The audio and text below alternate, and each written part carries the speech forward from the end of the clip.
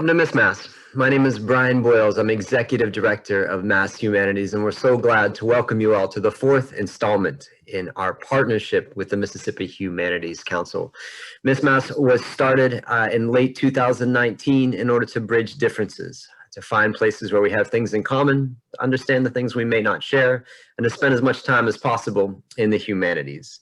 Tonight, we're looking at the poet laureates of our two different states. As a staff, we put our minds together every month to think about the programs that we want to share with you, and I'm so glad this year to be able to work with Carol Anderson of the Mississippi Humanities Council, who's going to give you a few words on how MS+ works and the technical side of making tonight's event as enjoyable as possible. Hey, good evening. I'm Carol Anderson. As Brian said, I'm with the Mississippi Humanities Council, and it's really exciting to see so many faces here. I want to remind you to keep your audio on mute, but we really would love for you to keep your video on. We'd love to see those faces. And because we'll be spotlighting our guest panelists throughout the night, it will work best if you set your Zoom to speaker. So if you're on a laptop, you can do this by clicking View at the top right corner of your screen. On an iPad, this control is in the upper left corner of your screen. And on a mobile device, I believe the default is speaker view. So if you really want to see gallery, I think you swipe left. And lastly, remember to change your name to include your state initials like mine. I've got MS first. And if you need any help with this, just send an SOS in the chat and someone will help you. So I'll turn it back over to Brian now to introduce our first two panelists. Brian? Thanks, Carol. The idea for it really began around the inauguration of President Biden, which was certainly a high point in recent years for the awareness of poetry through Amanda Gorman's reading. The night before the inauguration, Mass Humanities partnered with the Concord Museum to screen a film on John F. Kennedy's relationship with Robert Frost, and specifically Kennedy's final appearance at Amherst College, which was a eulogy for Frost given in October of 1963. In that speech, Kennedy said, "When power leads us toward arrogance, poetry reminds us of our limitations. When power narrows the areas of our concern, poetry reminds us of the richness and diversity of our existence. When power corrupts, poetry cleanses. For art establishes the basic human truth which must serve as the touchstone of our judgment." Now, it was St. Patrick's Day yesterday, and certainly in Massachusetts, we do think of Kennedy as a beloved son, and it can be complicated to compare Irish immigration to the waves of immigrants before and after them, but I think it's important to think about the immigrant voices that joined the American chorus over the last few centuries as being pivotal to what we understand of our country. Of course, this poetry tradition in America goes farther back to the indigenous people for whom the spoken word was a powerful part of life and an art form. We have with us as poet laureate in the country, Joy Harjo, who joined us as Humanities on the Hill this year. So Mass Humanities and the Mississippi Humanities Council, as well as all of our fellow affiliates around the country, usually visit Washington, D.C. to advocate for our cause. This year it was done virtually, and Joy Harjo, who's a member of the Muskogee Nation, was able to join us for a conversation. And I got to thinking tonight about Harjo's well-known poem, Remember, where she reminds us to see the stories of nature and ancestors as alive and ours. She writes, "You remember you all are people, and all people are you. Remember you are this universe, and this universe is you. Remember all is in motion, is growing, is you. Remember language comes from this. Remember the dance language is, that life is. Remember." Bringing together poets from Mississippi and Massachusetts is to remember the words of Natasha Trethewey and Elizabeth Bishop. Remember that these unique places fostered singular voices of the American experience, and to appreciate why poets remain heralds of our promise. To begin tonight, we're going to hear from two poets, Beth Ann Fennelly, who is the Poet Laureate of Mississippi and teaches in the MFA program at the University of Mississippi, and Juan Matos, who's an educator and the first City Poet Laureate of Worcester, which is the second largest city in New England. We're going to start tonight with readings by both of them and then go into our breakout rooms. So I thought it would be great to start off tonight with Beth Ann. Great. Well, thank you so much for that lovely introduction. I'm really thrilled to be part of this fun collaboration between our states. And thank you so much to the Humanities Councils from both states, especially Carol Anderson and Brian Boyles. And I'm thrilled to be reading with Juan and Amina from Massachusetts. And it's a special pleasure to be able to introduce my very talented student to you. My student, Michael Martella from the University of Mississippi, where I teach, is going to be reading in the second half of the program. And that is very thrilling for me. Well, I've lived in Mississippi for 20 years, but I'm originally from Illinois. And when I moved here, I became obsessed with kudzu. And I think our friends in Massachusetts don't know what kudzu is. So give me a minute just to describe these green leaves on a vine that grow so quickly. They were actually brought over to the United States from Japan in 1876. And people in the US thought it would curb erosion, and they were encouraged to plant it. But in fact, it causes erosion because it grows so quickly, it grows over all the trees and suffocates them and they die. And it's all over the South. But they form the most beautiful, fantastical sculptures when you see these giant kudzu mountains and crazy like sculpture park views. So when I moved here, I got obsessed with it like everyone else. And I realized it was kind of a metaphor for me, which is a transplant that grows better in my new habitats. That when kudzu was brought over from Japan, it wasn't brought with its beasts and its little creatures that ate it, and it grows better here. And I too grow better in the South. When I moved to Mississippi, it felt like home. And I got interested in thinking how landscape influences psychology and what it means to choose a home, which is a beautiful thing, but it's also, of course, a rejection of a previous home. So I wrote a piece called The Kudzu Chronicles, and I'm going to read you a couple short sections from that. So this is all from the same poem. 1.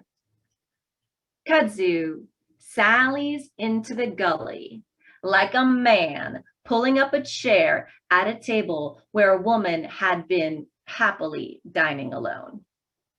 Kudzu sees a field of cotton, wants to be its better half, pities the red clay, leaps across the color wheel to tourniquet, sees every glass half full, pours itself in, then over the brim, scribbles in every margin with its green highlighter, is begging to be measured, is pleased to make acquaintance with your garden, which it is pleased to call place where I am not, yet breeds its own welcome mat. Section 4. I asked a neighbor early on if there were a way to get rid of it. Well, he said, over the kudzu fence, before chuckling and turning back into his house, maybe if you sprayed it with whiskey, the Baptists would eat it. Section 8. Nothing can go wrong on a day like this. At the county fair with my friends and their kids, and we're all kids whenever there's a 500-pound pumpkin resembling Jay Leno. Kudzu tea, kudzu blossom jelly, 4-H club goats, and their kid that peed like a toad when I lifted it. We're all kids drinking lemonade, spiked with vodka, strolling between the rackety wooden cabins with our fans, then milling around the bandstand where every third kid in the talent show sings God Bless America, where later the high school reunion band makes everyone boogie from shared nostalgia and bourbon, and where, why not, I'm dancing in front of the speakers and let the bassist pull me on stage, where, why not, I dance like I do before my bedroom mirror. Behold, I am a rock star. I cross my wrists over my shirt front, grab a fist of hem in each hand, act as if I would shuck it over my head just to watch my fans go wild. I love Mississippi. Later, I tell D and A about it, and they say, Neshoba County Fairgrounds, wasn't that where the bodies of the civil rights activists were dumped? Like the kudzu, I'd stroll away, whistling, hands behind my back, like on a day when nothing can go wrong. 12. Common names include mile-a-minute vine, foot-a-night vine, cuss you vine, drop it and run vine, covering 7 million acres and counting. Like the noble peanut, a legume, but unlike the noble peanut, forced into guerrilla warfare. 1945, the US government stops subsidizing kudzu clubs. 1953, the government stops advocating the farming of kudzu. 1960, research shifts from propagation to eradication. 1972, Congress declares a weed. 1980, research proves that certain herbicides actually cause kudzu to grow faster. 1977, Congress declares a noxious weed. Oh, you can hoe it out of your garden, of course. But listen, isn't that your phone? Take heed, blithe surgeon, resting your hoe in the snake-headed leaves, then walking inside. The leaves disengage their jawbones. Cough once to choke the hoe halfway down. Cough twice, and it was never there. This is the last section. When I die here, for I sense this, I'll die in Mississippi, state with the sing-songiest name I remember at 5 learning to spell. When I die here, my singular stone will stand alone among the Faulkners and the Isams and the Nelsons, these headstones, which fin down hills like schools of fish. I'll be a letter of a foreign font, what the typesetter used to call a bastard. Even when my husband and daughter are dragged down beside me, their shared last name won't seem to claim my own, not to any horseman passing by. Listen, kin and stranger. When I go to the field and lie down, let my stone be a native stone.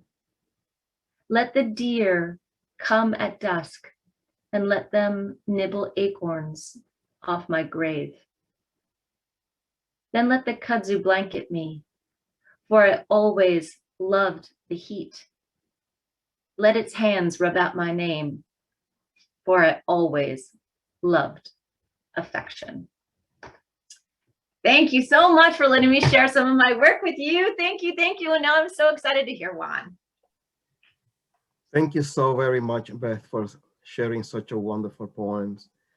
I would really like to take this opportunity to say thank you to Mississippi Humanities Council, as well as Massachusetts Humanities Council, for putting this together, for giving the poetry the opportunity to be in that wonderful bridge that we all need in order to heal our souls, the mankind.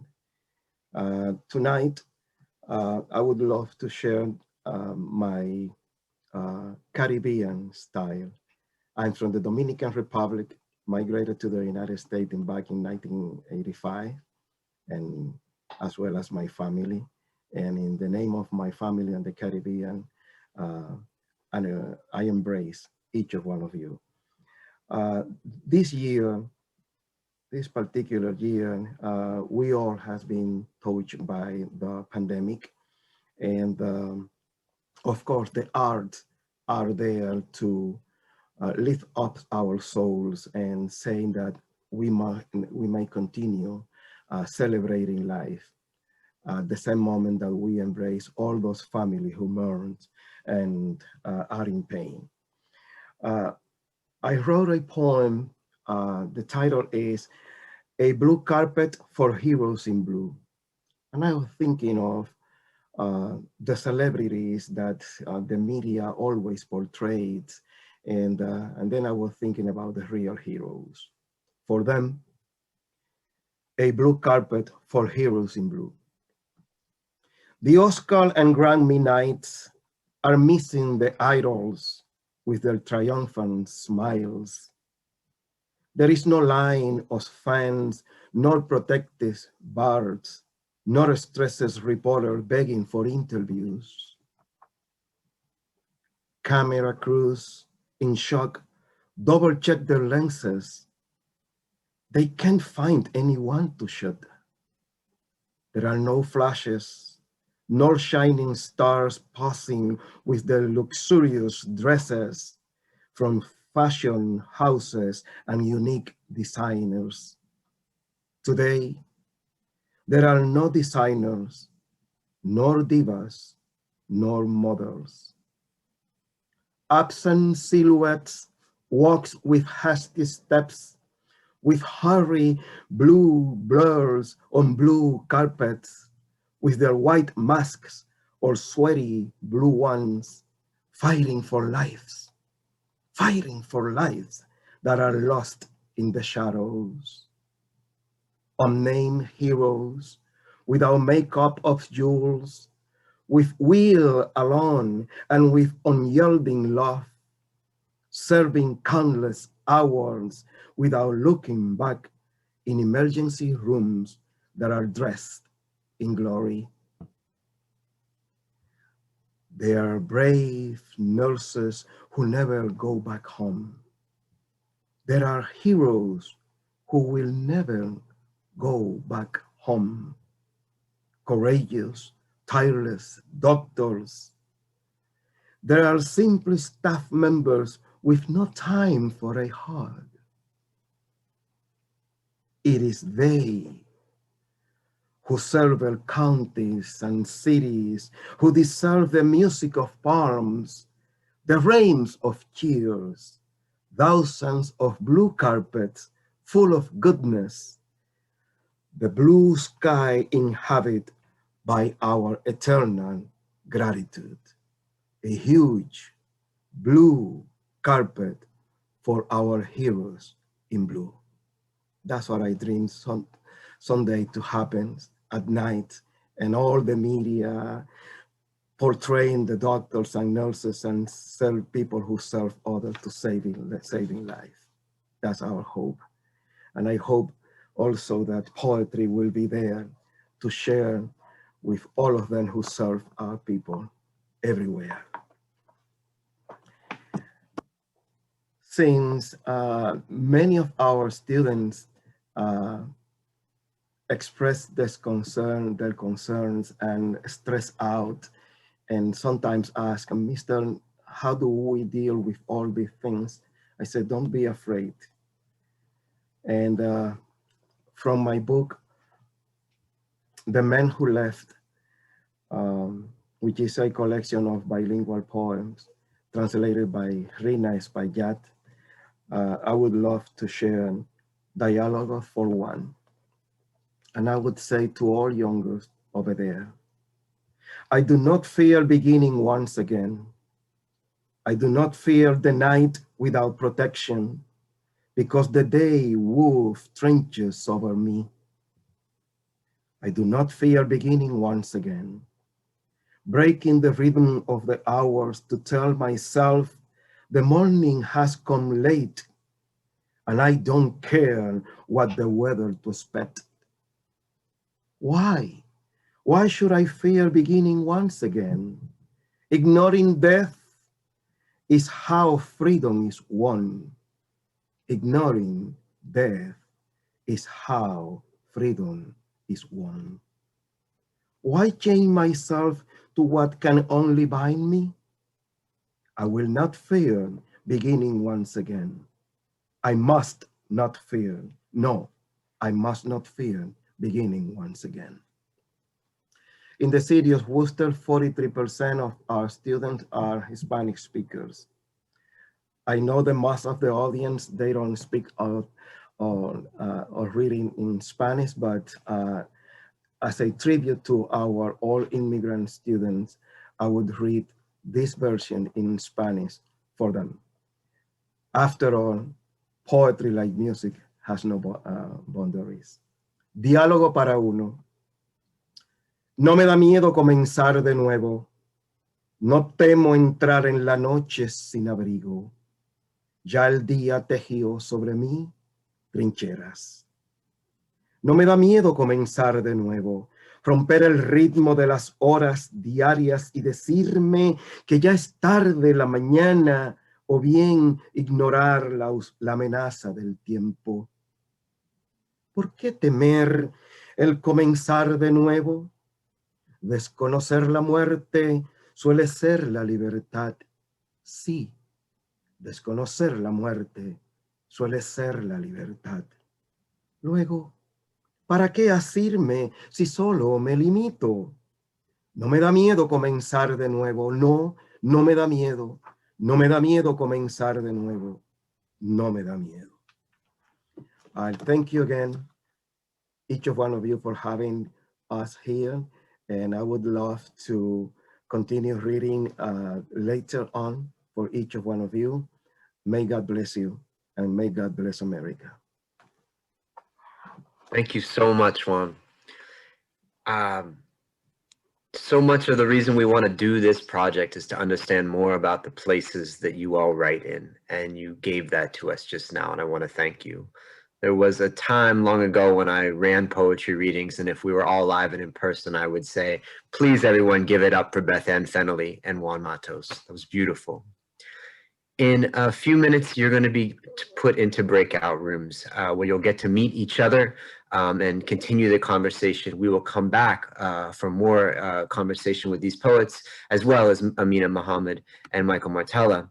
The questions that we want you to consider when you're in the breakout room are, one, what role does poetry play in your life? And if you got our email today, you know that if you wanted to share a poem, we would ask you what it means to you, and to discuss that with your fellow Americans in the breakout rooms. So you'll get a message here in a second telling you where you'll be heading, and we'll look forward to coming back and hearing what you learned. Thanks so much. So yes, as Brian said, we're about to go into breakout rooms, and you're going to see a small dialogue box appear on your screen in just a little bit, and it'll invite you to join a breakout room. All you have to do is click the button that says join breakout room, and you will be transported automatically. And if you have any trouble, there are going to be folks back here in the main room who can help you move to your breakout rooms. Be sure to look in the chat for your discussion questions when you're all together in those rooms, and we'll see you soon. Okay, I think it looks like we're all back. All right, welcome back. I hope you had some great conversations in your breakouts. We would love for you to share some thoughts that resulted from your breakout discussions in the chat. And I'm going to turn things over now to Brian, who will introduce our next two panelists. Brian? Thanks, Carol. So we're going to hear from Michael Martella and Amina Mohammed. Michael is an educator and writer from Brandon, Mississippi. He currently lives in Memphis as an MFA candidate in poetry at the University of Mississippi, and I think, as you heard, studies with Beth Ann. His poems have appeared or are forthcoming in Rattle, Rust and Moth, and Queer Nature, a poetry anthology. Amina Mohammed grew up in Worcester's Main South neighborhood, the daughter of an immigrant family. Her parents worked long hours to provide for her and her siblings with considerable support from her neighbors. Mohammed is the first youth poet laureate in the state of Massachusetts. We're going to hear from both of them tonight, reading from their own work. Amina, I thought we would start with you. Hi, everybody. So I'm Amina Mohammed, and I am, as said before, I am from Worcester, Massachusetts. I'm currently a freshman at the University of Massachusetts Lowell. For short, we just say UMass Lowell. Even though I'm studying nursing, my major is nursing, poetry is still like a big part of my life, because I use poetry as an scapegoat to like just release anything that I have on mind, or just to as another form of like a journal, just to you know, express how I truly feel on certain situations and going on in my life and going on in society as it is. I wasn't a poet all my life. I started poetry my junior year of high school, which was about like 3 years ago. And I was introduced to this form of like free write poetry by an English teacher. She was very helpful. So shout out to her. Because before I always thought poetry was like not my thing. I was not about to like do any type of like, the poetry that I had read was, you know, these like lovey-dovey type things. And I was just like, well, that's really not my type of poetry. Like, I didn't like writing about stuff like that. So I was just like, oh, okay, I'm not even going to do that at all. But she introduced a new form and I really liked it and I used it and I'm here now. So it was very helpful. So again, like she was a big part of who I am today. So I just want to shout her out. Her name is Miss Doyle. She's no longer an English teacher anymore, but I'm beyond grateful for her. Today I'm going to be reading a poem. One of my the name of this poem is called Change. I wrote this poem because along with me, a lot of people that I know, and just this past year has been a lot. It has been a lot of change for a lot of people, and it has been certain people weren't able to adapt to the changes, and we've seen that throughout, you know, social media and what's going on and stuff. And I just decided to write this poem because it was just on my mind. Everything that was like going on, everything that I was seeing, things that people were telling me, how they were adapting to this new form of reality and stuff. And so I just decided to write this poem as a response to it. Change. It's the only constant in life. It is the most undeniable factor that we hold self-evident. In fact, I tell you today that we can't live without it. So if all this is true, why are we so afraid of it? Why is it that change is the most painful to the human mind? I mean, just the thought of it puts us all on the edge of our seats. The name change itself sends sharp, blistering shockwaves throughout our body. It creates the oldest and strongest emotion of mankind. Fear. Fear of what ifs. We tell ourselves, what if everything doesn't go as planned? What if the surgery or treatment doesn't go as planned or goes left? What if this marriage doesn't work out? What if I'm not ready to be a mother?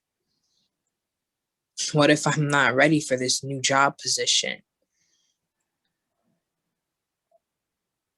You see, we're afraid of giving up the ideal norms.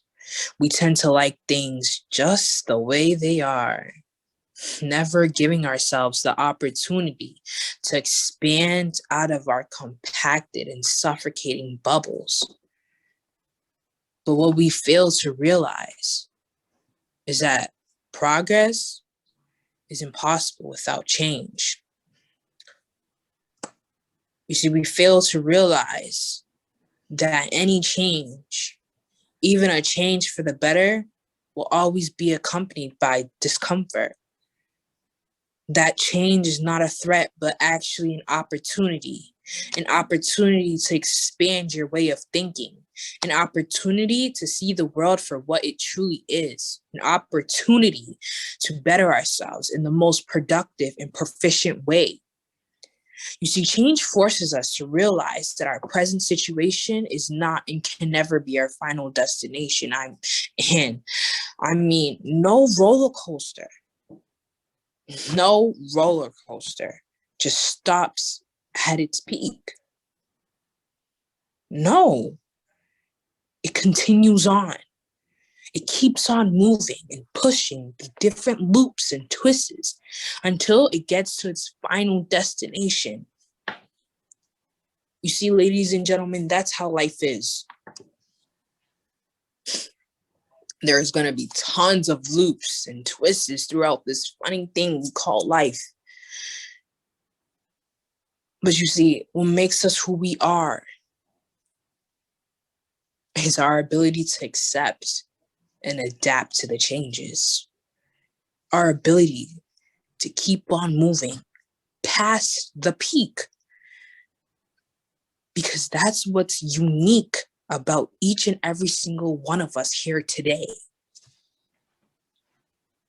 So don't be afraid of change, but instead embrace and love every single aspect of it. Now, I'm no preacher, and neither am I a motivational speaker. But let me tell you something. I am a human being that has been through it. And I mean, been through it. Just like you and the person sitting next to you. A human being that has spent half of her teenage years trying to fight off this crazy thing called change. And you see, listen, there is no beating it. It will happen. So relax and take it one day at a time. And like my brother always says, you'll be all right. Thank you.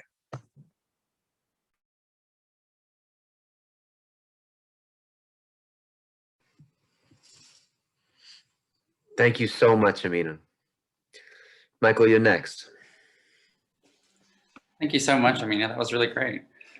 And thanks, Brian and Carol and Beth Ann and Juan and everyone else for being here.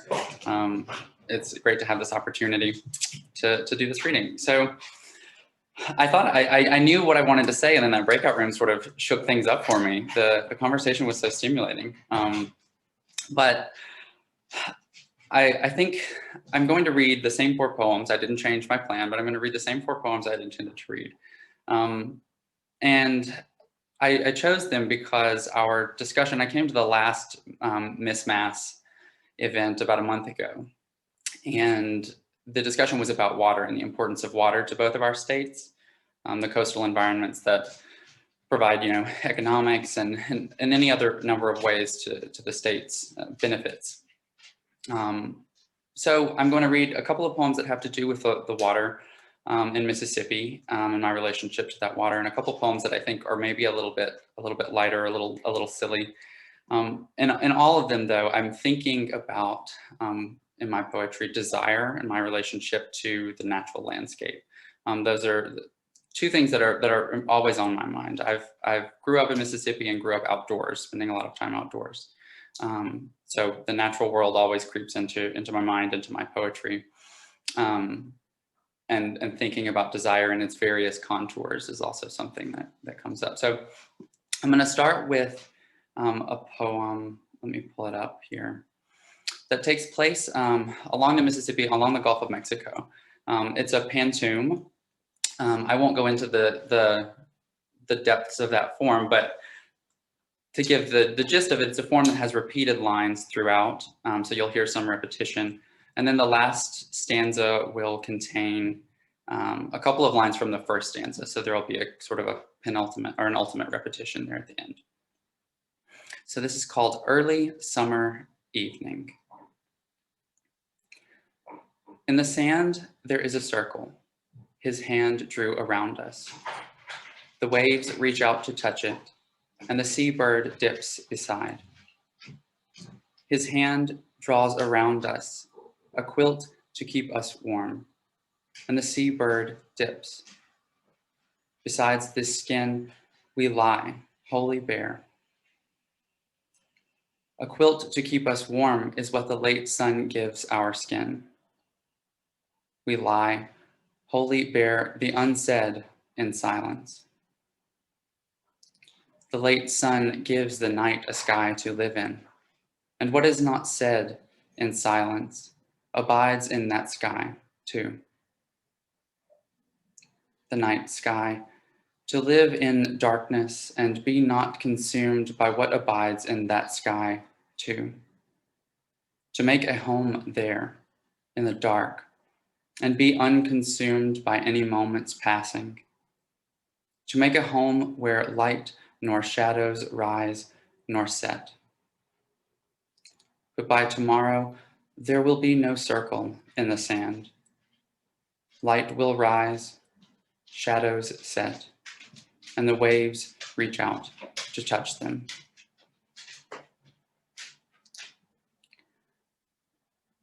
So, in thinking about ways to write about desire, a lot of times I take a relatively sacrosanct and devoted quality in my writing towards desire and towards eros. But I think sometimes it's nice to have a little bit of levity and to have a little more fun with things and to experiment with looking at things from a different perspective. So I've recently been working on a series of poems that attempt to personify the libido in a kind of silly way and trace the libido through different months of the year and images you might find in the landscape and the environment at different points throughout the year. So I'll read a couple of very short haiku-esque poems that are in that series.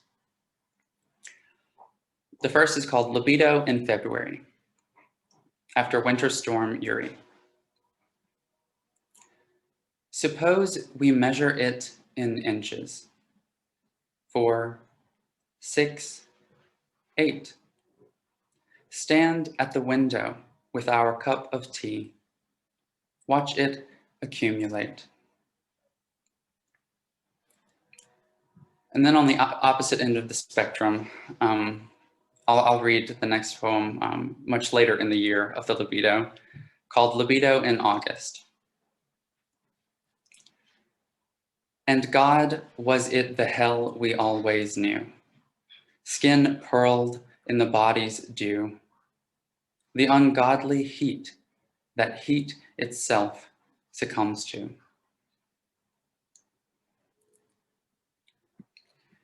And then finally, I'll take us back to Biloxi, Mississippi.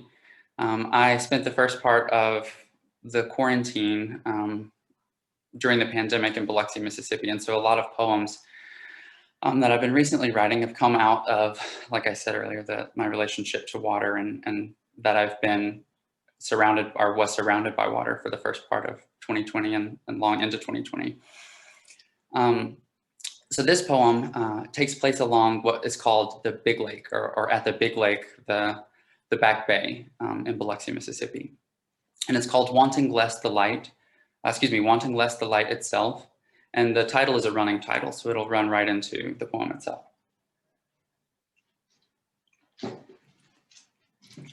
Wanting less the light itself than its source, toward the far expanse of lake on which the sun spilled that early hour, we bent our course, dipped our oars, one, then another.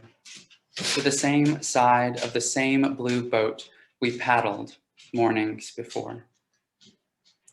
Sweat burnished his back like the few stars still visible in the western sky behind. Small whirls spun the slick, cool water we churned. We gave no thought to waking sooner, and so sooner reaching the opposite shore, but held a simple desire only, to make it across while the sun still ascended, impossibly to apprehend it as it rose, and nothing more. Not for the shoal of gold that quivered the distant surface, nor the fish praying the low depths' lower light, but for something like them, moved by force of hunger. Thank you guys so much for your attention. Thank you, Michael. Thank you both for the wisdom and the words that you've given us tonight. I hope that you can see the love you're getting in the chat from people from Mississippi and Massachusetts. Carol, you want to tell us what's next? I do.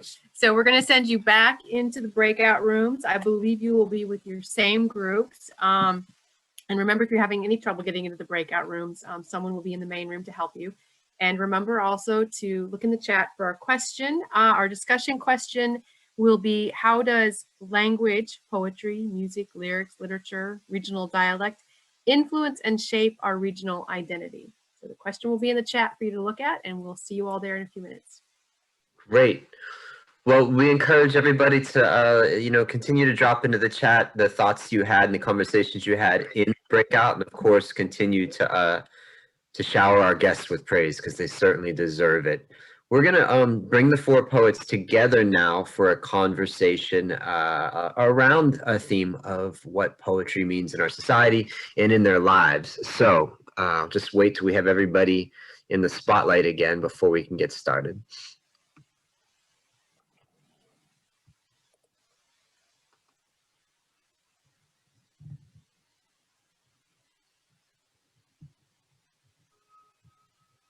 Okay, great. So we have some kind of broad questions, but I think I'll throw one out and then welcome you all, I think, to pick up the thread. And I think you all have enough to say. And Beth Ann, I think if you want to help kick this one off. The first question we had is, how do you use and engage poetry in your life and in your work? You are poet laureates, so I imagine that in both sides of your lives, poetry plays a big role. Yes, thank you, Brian.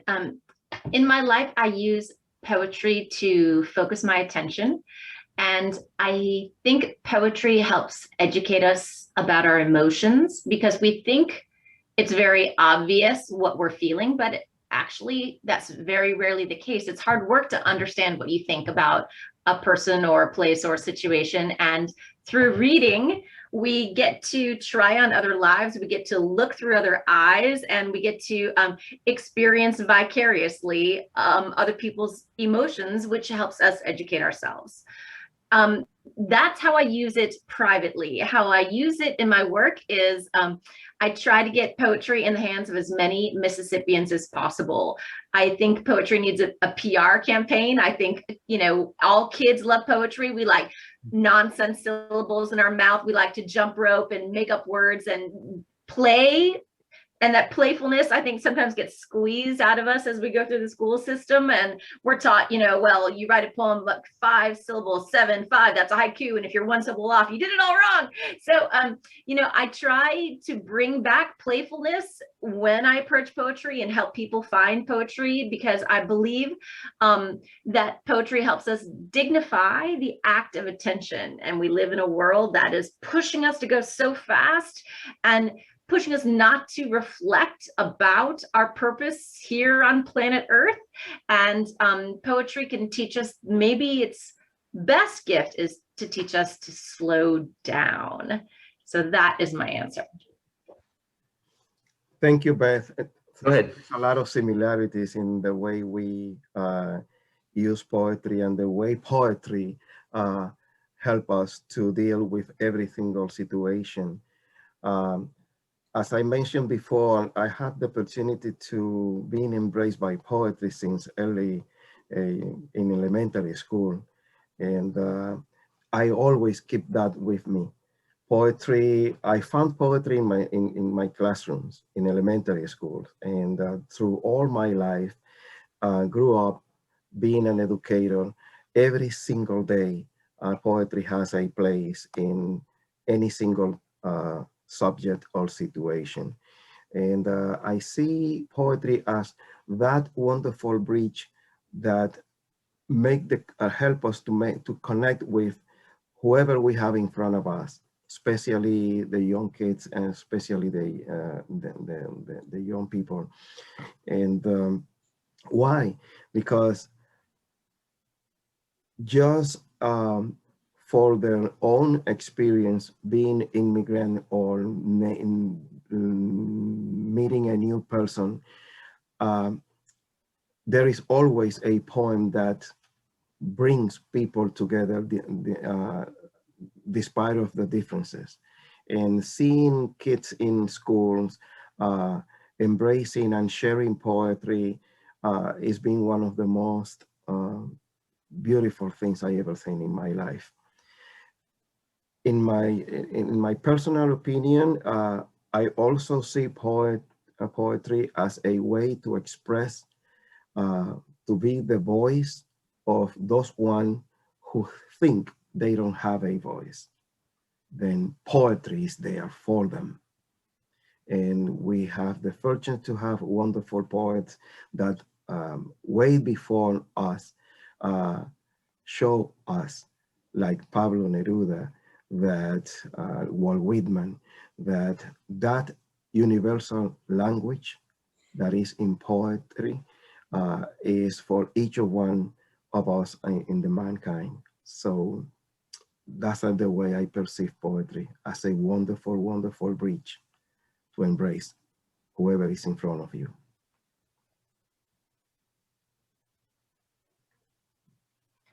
Michael, you want to go next? Sure, yeah.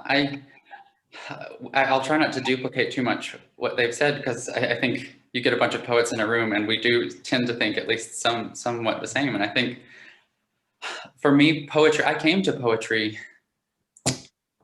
I think, first wanting to answer questions, wanting to write poetry that was able to answer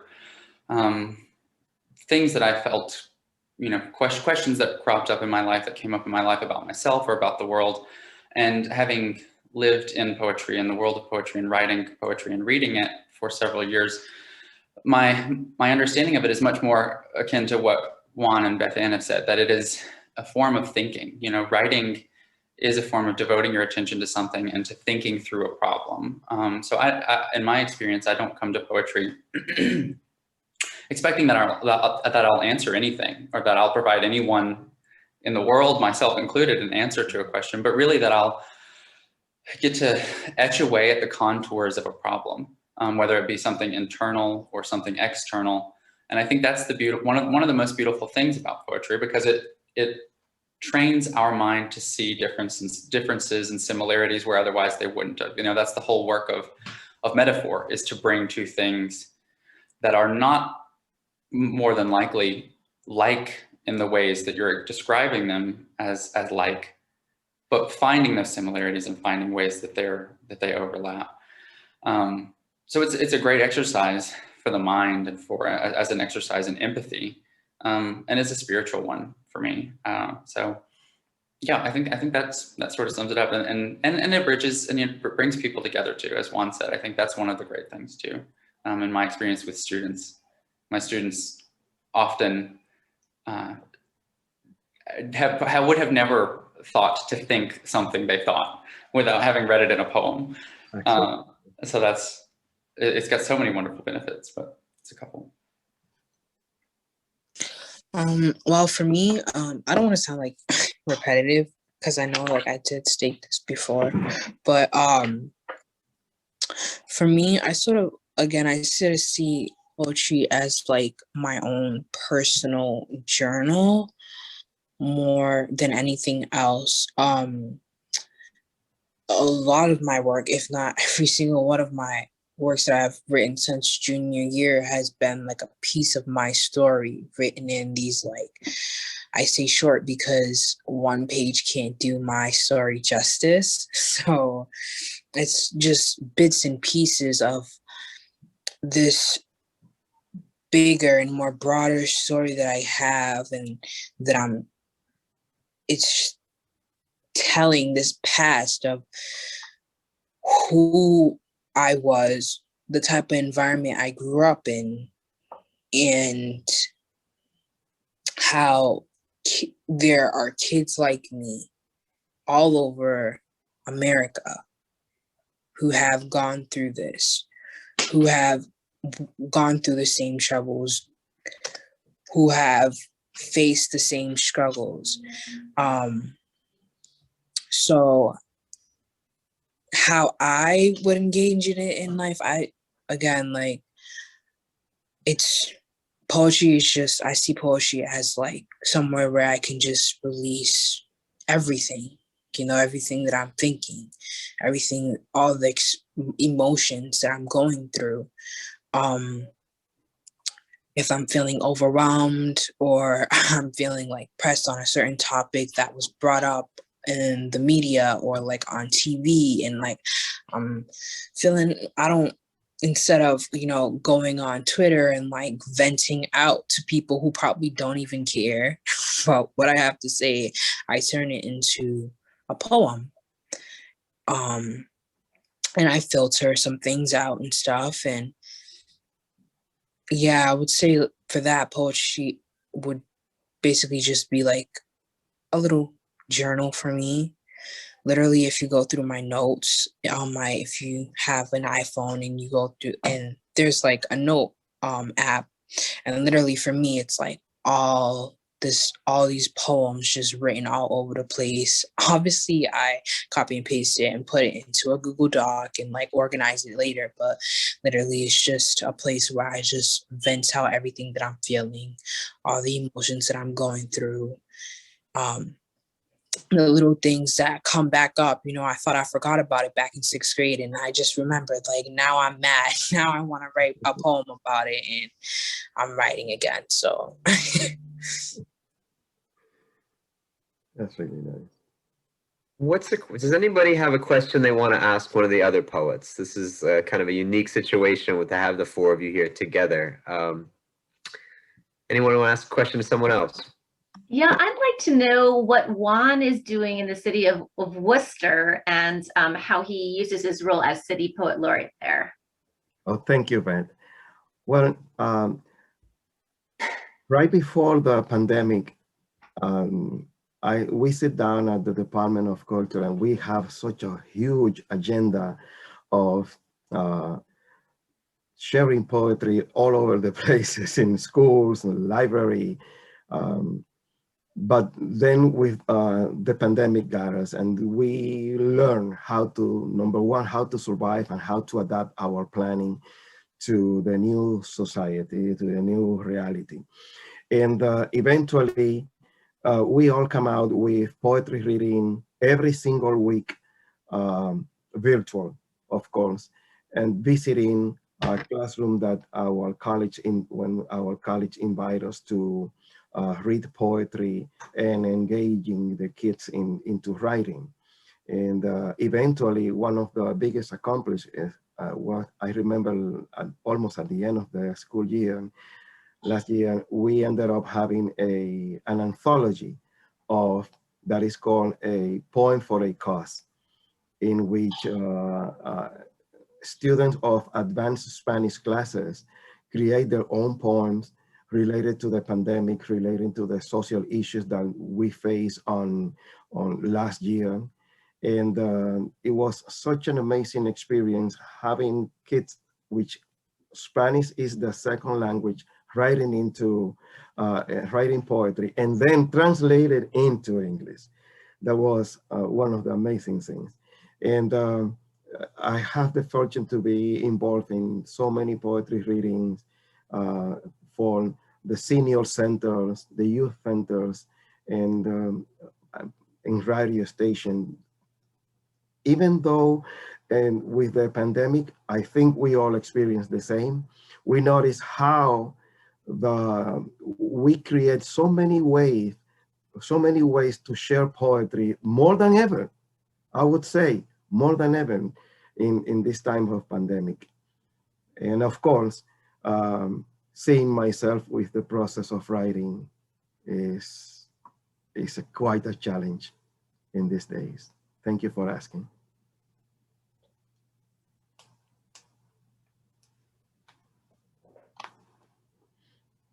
I could ask Amina a question, Brian. Sure. Yeah, I was wondering, Amina, if you feel that young people are more interested in poetry during the pandemic. And Juan was just saying that it's more than ever important, the role of poetry. Do you think that that's the case with your peer group? For me, like on this side, I have, and not with poetry, but I have seen young people become like way more vocal and like different forms through music, through like a simple post of like just being on social media and voicing out their opinions more, regardless of viewers or like, you know, who might say what and stuff. And of course, music and stuff, poetry comes in all different types of shapes and forms and all different types of things. So I would say like overall, yeah, because I would consider music and singing and rapping and all of that, I would consider it a different form of poetry, but it's all the same. It's all still poetry. So I would say, yeah, I've seen a lot of people through the pandemic find that, you know, these new forms of like poetry is more their thing. And I've seen a lot of my peers now taking it upon them to, you know, release the stress and all, you know, the anxiety and the depression, everything that they have gone through growing up, and use music, and whether it be rapping or whatsoever, they use it as this new form of poetry to tell their story. So yeah, I would definitely say like, for me, especially in like the Worcester area, I have seen a lot of youth like now taking on poetry. That's great. Something that and I want to be conscious that we are getting close to time. What we're able to do with connecting online the way we do is, one, be able to send your poems to people. So, you know, we did some of that ahead of time, and we would love to do that again to make sure that people get to continue to read your work and hear your work wherever it is. A question from your perspective, and it can be someone from your state, or it can be just someone you care about. Who's a poet you feel this audience should read next? I'll start with you, Michael. Oh, gosh, me first. I mean, well, okay, gosh. I'll say two things. I'll say a couple of things. First of all, I think everyone here should read Natasha Trethewey. I don't think it's possible, and I'm stealing Beth Ann's, I'm so sorry.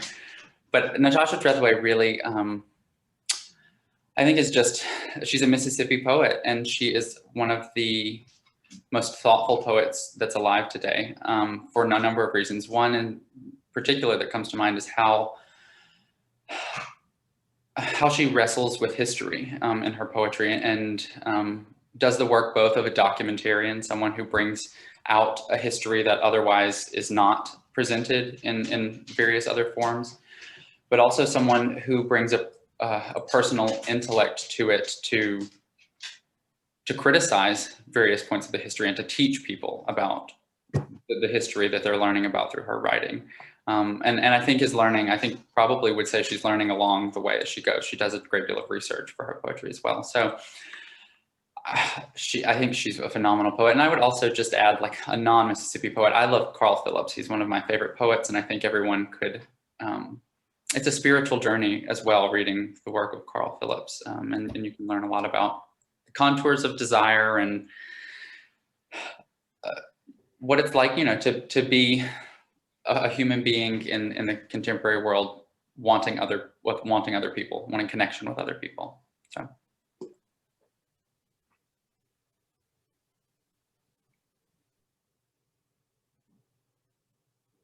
I'll pass the torch to Beth Ann, since she's been asking questions of all of us. You know, I was just going to note that someone put a good point in the chat that Trethewey has a Massachusetts connection. She's an alumna of the University of Massachusetts, which is true.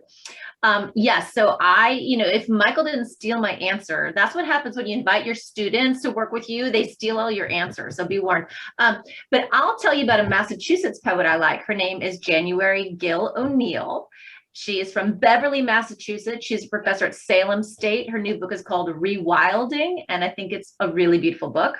But my favorite originally Massachusetts poet would be Elizabeth Bishop. I was talking about her in my small group room. She has her upbringing was split between Massachusetts and Nova Scotia, but I think Massachusetts should claim her if at all possible, because she is still one of my touchstones. She's a well I can return to and be refreshed every time I take a sip of one of her words. Over to you, Juan. I'm thinking of my mentor, Rina Espaillat. Rina Espaillat is a well-known translator and poet, and she's from the Dominican Republic, and her family have to flee the country 87 years ago because of the political situation with a dictator in the Dominican Republic. So she was just 6 years old when she arrived to the States, and her father taught her within this room in Spanish, outside there in English. So she perfectly kept both languages and became a wonderful, wonderful teacher and poet. She has built herself as a writer, but as a translator, we've been fortunate to know a lot of American and European poets because of her translations, and including Robert Frost and many others. And I think that at this point, the role of a translator is such an amazing one, because it builds, I always use this word, bridges. And I think that even though when she is well known by the academic, every single week we have her every Wednesday from at 7 o'clock in our page for poetry reading, and I embrace, I hope that each of one of you get to know the writings of Rina Espaillat.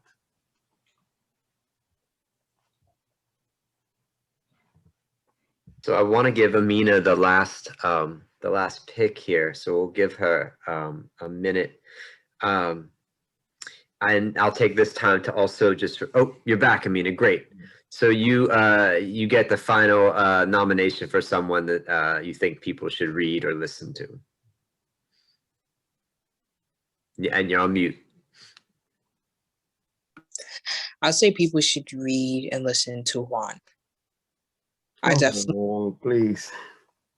I definitely read some of his poems in a book that he gave me, and I would say it left me speechless.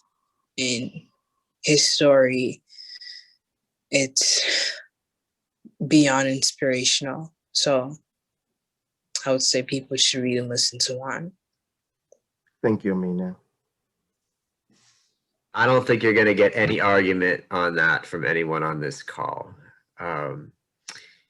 This has been really a moving evening, and I just want to thank each of you both for being open with your poetry, but also with your souls. And it's important for us, I think, as people just to get to know each other better. And certainly poetry is, as you all have described, the way we communicate, but I think we've done something special with you all tonight, so I want to thank you.